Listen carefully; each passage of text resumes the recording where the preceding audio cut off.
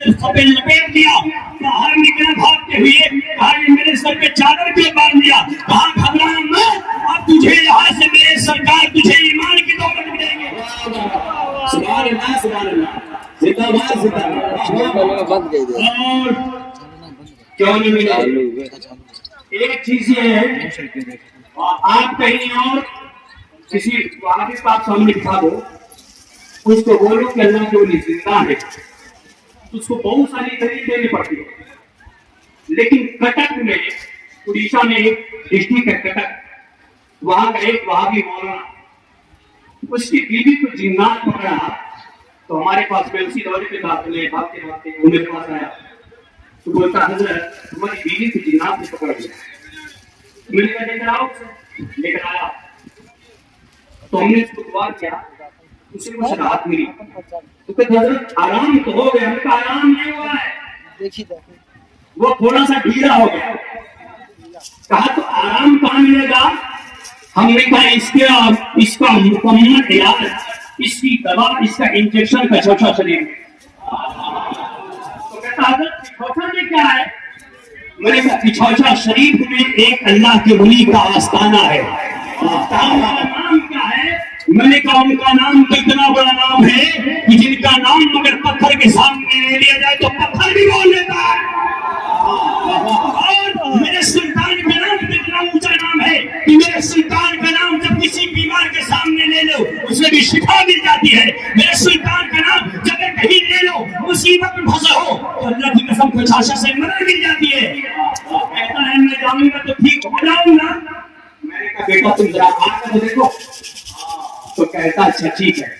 तो पहले तो थोड़ा सा हिचकिचाहट बोलता कि अल्लाह के वलियों को मज़ार पे नहीं मांगना चाहिए, ये चीज मैं किताब में पढ़कर नहीं, तो मैं मेरे सामने बता रहा हूँ। तो वो कहते हैं कि मज़ार पे नहीं मांगना चाहिए, जाने के बाद मिलेगा, पता नहीं मिलेगा। मैंने कहा बेटा चलो तो सही, तुम्हें जरूर मिलेगा वहां पर। और जब मियाँ जी फंस गए, जब बीवी को लेकर बशरशाह शरीफ में जब आ गए, तो मैंने उनकी अर्जी लिखी। मैंने कहा जाओ सरकार के आस्थाने पर जाकर ये अर्जी पेश कर दो। और जब यहाँ वो आया वहां भी मौलाना, और जब सरकार के आस्थाने पर हाजिरी दिया, तो यहाँ के हमारे निराले खुदाब, हमारे बड़े भाई ने चादर उठा के उसके सर पे लपेट दिया, बाहर निकला भागते हुए, कहा ये मेरे सर पे चादर क्यों बांध दिया, कहा घबरा मत, अब तुझे यहाँ से मेरे सरकार तुझे ईमान की दौलत मिलेंगे, तुझे ईमान की दौलत मिलेंगे। कहा अच्छा। वहां से भागते हुए चादर उठा के उससे कर दिया। फिर भी थोड़ा कंफ्यूज था, लेकिन जब वो अदालत उसकी बीवी बैठती है, उसकी बीवी बैठती, जिन्नात हाजिर हो गए, मेरे सरकार ने जिन्नात को गिरफ्तार कर लिया। अब उसकी बीवी खूब बोल रही है यार सैयद अशरफ छोड़ दो, सैयद अशरफ छोड़ दो। वो घबरा गया, भाग के मेरे पास गया, कहता है हजरत वो तो मेरी बीवी पता नहीं कैसे क्या आपका करे। मैंने कहा पक नहीं है, मेरे सुल्तान ने अपना काम कर दिया है, जिन्नात को गिरफ्तार कर लिया है। अब क्या हुआ? वो आया, फिर रूम में आया तो बहुत परेशान था। मैंने कहा क्या बात है, बड़े परेशान दिख रहे हो? तो कहता है हजरत परेशान इसलिए हूँ कि यहाँ की हालत देखने के बाद तो ऐसा लगता है कि मुझे हार्ट अटैक हो जाएगा। मैंने कहा क्या हुआ? तो हम आज तक ऐसा मंजर हमने नहीं देखा। हमने कहा ये देखोगे कहाँ पर? ये बादशाहत कहीं और नहीं है, ये बादशाह तुम्हें पिछौछा में मिलेगी। इसलिए कि मेरे सुल्तान ने सिन्नार की बादशाहत को लात मार दिया है, तो अल्लाह ने मेरे सरकार को ऐसी बादशाहत दी है कि 650 साल गुजर गए, मेरे मखदूम की बादशाहत कल भी कायम थी, आज भी कायम है, सुबह कयामत तक कायम रहेगी। वाह वाह, सुभान अल्लाह, सुभान अल्लाह, जिंदाबाद जिंदाबाद। आज तो मौलवी परेशान था। फिर देखिए बात धीरे धीरे, फिर मैंने उससे कहा देखो अब तुम डेली सुबह जाओगे, सरकार के नाम से क्या करोगे? तो कहता है हम तो करते नहीं है। हमने कहा अगर तुम नहीं करोगे तो तुम्हारी बीवी ठीक नहीं हो जाओ। अब तो बीवी को ठीक करने के लिए उसको फायदा करना जरूरी है। बोले ठीक है, आए तो 4 से तो नहीं पढ़ रहा है, मगर जुबान से तो मजबूरी है, पढ़ना ही पड़ेगा। आया तो शाम फातिहा पढ़ रहा है, उसको पहले मैंने 7 दिन का टीका कराया। 7 दिन के बाद फिर हमने कहा नहीं तुम्हारी बीवी, अभी तुम 11 दिन करो। फसाए रखता है 21 दिन में जाते जाते कहता हजरत मुझे ही नहीं मेरी बीवी को भी पूरी तरह से शिमला की जरूरत है। نہیں بنے گی، اور سلطان کے در سے میں ایمان کی دولت لے کے جاؤں گا، اور آج سے میں وہاں بھی نہیں، میرے نام کے ساتھ اشرفی کا ٹائٹل لگے گا۔ نگاہ ولی میں وہ تاثیر دیکھی، بدلتی ہزاروں کی تقدیر دیکھی۔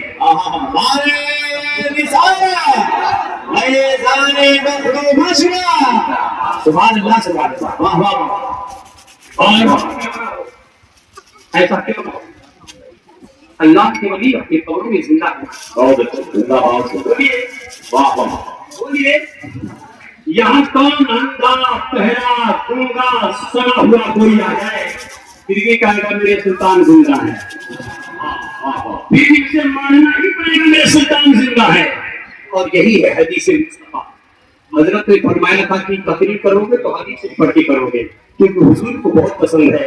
اس لیے میں ایک حدیث شریف سنا دیتا ہوں ایمان کی تازگی کے لیے۔ اگر بیدار ہیں تو ہاتھوں اٹھا کے لہرا کے محبت سے بولی سبحان اللہ، اور محبت سے سبحان اللہ، سبحان اللہ سبحان اللہ۔ اور ماں باپ کے نام سے بولے سبحان اللہ۔ دیکھیے حدیث پاک ترمذی شریف جلد 2 میں موجود ہے۔ حدیث پاک یہ ہے، عن ابن عباس رضی اللہ تعالی عنہما قال زرب بعض اصحاب النبي صلی اللہ تعالی علیہ وسلم خباه على قبر وهو لا يحسب انه قبر فاذا فيه قبر انسان يقرا سورة الملك حتى ختمها فاتى النبي صلی اللہ تعالی علیہ وسلم فقال يا رسول الله زربت خبري على النبي وانا لا احسب انه قبر فاذا فيه قبر انسان يقرا سورة الملك حتى ختمها سبحان اللہ۔ واہ واہ۔ دیکھیے اس حدیث کا ترجمہ آپ سنیں، انشاءاللہ یہ تھی عشق رسول کا مدینہ بنتے ہیں۔ سبحان اللہ سبحان اللہ۔ محبت سے بولے سبحان اللہ۔ آدھی صدی سے پاک کا ترجمہ کریں۔ حضرت عبداللہ ابن عباس رضی اللہ تعالیٰ عنہ روایت کرتے ہیں کہ میرے نبی کے پاس صحابہ اکرام کے ساتھ سفر کر رہے تھے۔ سفر کرتے کرتے شام ہو گئی، سورج ڈھلنے لگا۔ جب اندھیرا چھانے لگا صحابہ رسول نے فیصلہ کیا کہ ہم یہیں پر خیمہ لگائیں گے، رات میں آرام کریں گے، فجر کی نماز کے بعد سفر کا آغاز کریں گے۔ صحابہ رسول نے وہاں پر خیمہ لگا دیا، اور جہاں پر خیمہ لگایا تھا صحابہ رسول کو معلوم نہیں تھا کہ یہاں پہ کسی کی قبر ہے۔ صحابہ رسول نے وہاں پر خیمہ لگا دیا، اور جب رات میں عشاء کی نماز پڑھنے کے بعد جب بستر لگا لیا، اور جب بستر پہ سوتے ہیں تو جیسے ہی آدھی رات گزرتی ہے تو زمین کے نیچے سے قرآن کی تلاوت کی آواز آنے لگی۔ سبحان اللہ، قرآن کی تلاوت کی آواز آنے لگی۔ تلاوت کرنے والا ایک آیت کی تلاوت نہیں، ایک دو آیت کی تلاوت نہیں، 3 آیت کی تلاوت نہیں، 4 آیت کی تلاوت نہیں، 5 آیت کی تلاوت نہیں، بلکہ تلاوت کرنے والا پوری سورہ ایک ملک کی تلاوت کر ڈالا۔ صحابہ رسول کرنے اللہ وہاں سے ہٹے، فجر کی نماز میرے نبی کے پیچھے پڑھے۔ جب میرے نبی نے سلام پھیرا، السلام علیکم رحمت اللہ، السلام علیکم رحمت اللہ، صحابہ رسول کھڑے ہوئے، عرض کرتے ہیں یا رسول اللہ ہم نے ایک جگہ پر خیمہ لگایا تھا، ہمیں نہیں پتا تھا وہاں کس کی قبر ہے، لیکن جب آدھی رات گزرتی ہے تو زمین کے نیچے سے قرآن کی تلاوت کی آواز آنے لگی۔ یا رسول اللہ ہم ڈر گئے، تو میرے نبی فرماتے ہیں ڈرنے کی ضرورت نہیں ہے، جہاں پر تم نے خیمہ لگایا وہاں پر اللہ کے نیک بندہ اللہ کے ولی کی قبر ہے،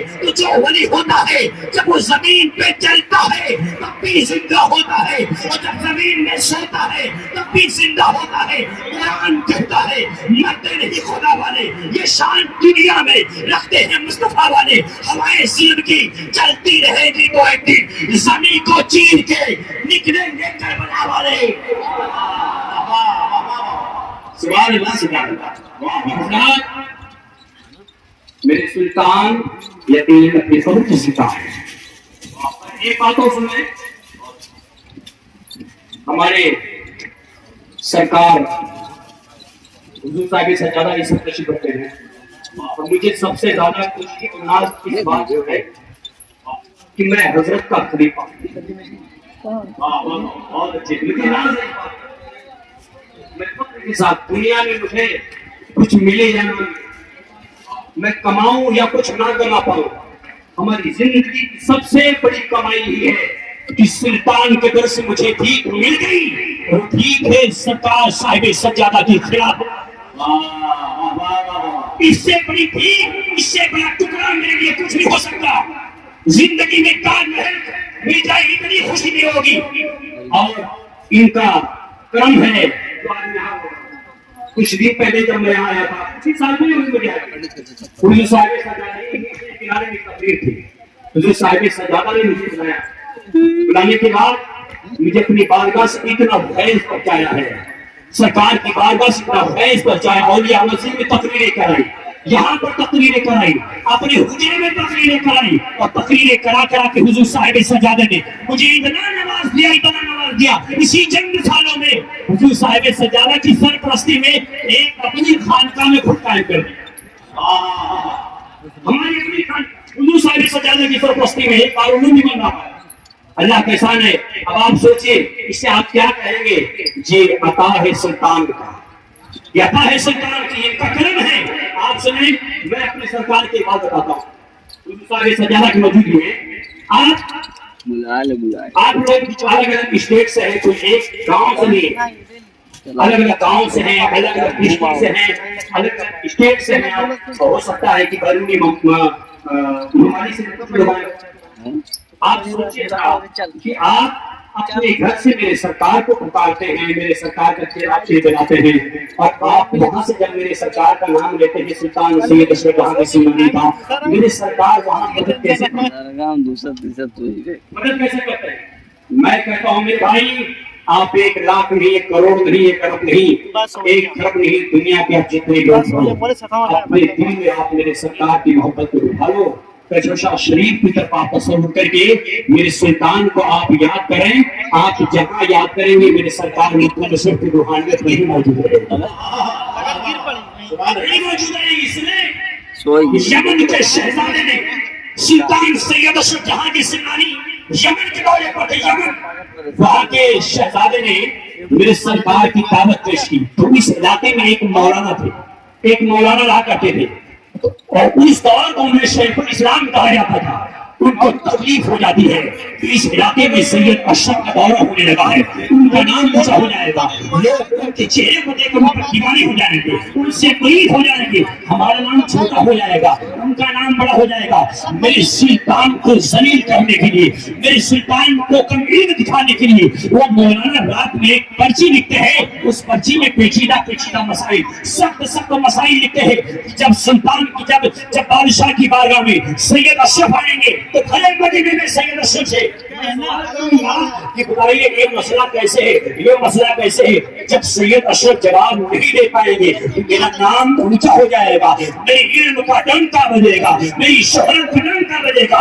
سید اشرف کا نام چھوٹا ہو جائے گا, میرا نام بڑا ہو جائے گا. لیکن یہ نہیں معلوم تھا مولانا کو کہ جس سلطان کو ایسا ذلیل کرنے کے لیے وہ سوچ رہے ہیں وہ سلطان کوئی اور نہیں ہے. اس سلطان پہ غوث اعظم کا کرم ہے, رسول اللہ کا کرم ہے. اللہ تعالیٰ نے انہیں بہت بڑا مقام دیا ہے. مولانا رات بھر پرچی بناتے رہے. میرے سلطان کو سب کچھ خبر پہلے سے, سب کچھ خبر پہلے سے. مولانا رات بھر محنت کیے اور جب لسٹ تیار کر لیے, جیب میں رکھ کے آئے بادشاہ کی بارگاہ میں پہلے سے بیٹھے. جب سرکار مخدوم اشرف سیمانی جب بادشاہ کی بارگاہ میں بیٹھے, بہت ہی خوبصورت استقبال سلطان سید اشرف کا کیا گیا. جب میرے سرکار کو کرسی پہ بٹھایا گیا, میرے سرکار مخدوم اشرف سیمانی جب کرسی پہ بیٹھتے ہیں, ابھی لوگ کیا دیکھتے ہیں, میرے سرکار ابھی کرسی پر بیٹھے ہی ہیں, مگر اسی محل کے دروازے سے ایک سید اشرف اور آ رہا ہے. ایک سید اشرف اب ایک مخدوم اشرف اور آ رہے ہیں. بادشاہ بھی پریشان, مولانا بھی پریشان, وہاں کے لوگ پریشان. یہ ڈبل رول کہاں سے ہو گیا؟ ایک سید اشرف تو آئے تھے, یہ دوسرے کہاں سے آ رہے؟ لوگ حیران و پریشان ہیں. ایک محفل میں 2 مخدوم اشرف, یہی تک نہیں دوسرے مخدوم اشرف آئے, اس کے بعد اسی دروازے سے ایک مخدوم اشرف اور آ رہے ہیں. اب ایک محفل میں 3 مخدوم اشرف. کتنے مخدوم اشرف؟ محفل ایک مخدوم اشرف 3. ابھی مخدوم پاک کے سرکار بیٹھتے ہی ہیں, پھر اسی دروازے سے ایک مخدوم اشرف اور آ رہے. محفل ایک مخدوم اشرف, 3 مخدوم اشرف 4, پھر اسی دروازے سے ایک مخدوم اور آ رہے. محفل ایک مخدوم اشرف 5 کے بعد 10, 10 کے بعد 20, 20 کے بعد 30, پھر 40, 50, 60, 70, 80, 90, 99, مولانا کی حالت خراب، پریشان، کہا یہ ہو کیا رہا ہے؟ بادشاہ کو بھی پسینہ آ گیا، کیونکہ زندگی میں ایسا کبھی دیکھا نہیں تھا، زندگی میں ایسا کبھی دیکھا نہیں تھا۔ مگر ایک محفل میں 99 کے بعد 100 شتک، ایک محفل میں 100 مقدم اشرف، لوگ حیران و پریشان ہیں کہ ایک محفل میں 100 مقدم اشرف کہاں سے آگے؟ اب میرے سرکار بیٹھے ہیں، میرے سرکار نے مولانا کی طرف مخاطب ہو کے کہا، مولانا بولو کس سید اشرف سے سوال کرنا چاہو گے؟ مولانا کی حالت خراب، وہ آگے بڑھے، بادشاہ کے قدم پہ گر گئے، کہا بادشاہ سلامت مجھے بچا دے، مجھے ڈر لگ رہا ہے کہ کہیں سید اشرف کے جلال سے جل کے راکھ نہ ہو جاؤ۔ اب کچھ ہو جائے اس میں آنے والے زائرین ذرا ٹھنڈے دل سے آپ سوچو، جب ایک محفل میں 100 مقدم اشرف ہو سکتے ہیں تو 1000 غلام کے پاس 1000 مقدم اشرف بھی ہو سکتے ہیں۔ 1 لاکھ مرید پکارے گا تو میرے سلطان کا 1 لاکھ جسم ہو سکتا ہے، 1 ارب مرید پکارے گا تو میرے سلطان کا 1 ارب جسم ہو سکتا ہے۔ میرے پیارے، اسی لیے کہتا ہوں اگر کچھوشا میں آئے ہو تو ٹناٹن اشرفی بن کے جاؤ، ٹناٹن مخدومی رنگ میں رکھ کے جاؤ، اس لیے کہ جب آپ یہاں سے جاتے ہیں میرے مخدوم کا فیضان لے کے تو میں یقین کے ساتھ کہتا ہوں تم کبھی تنہا نہیں ہو، تمہارے سر میں میرے سرکار مخدوم اشرف کا کرم ہے۔ ایک بات حضور عزیز صاحب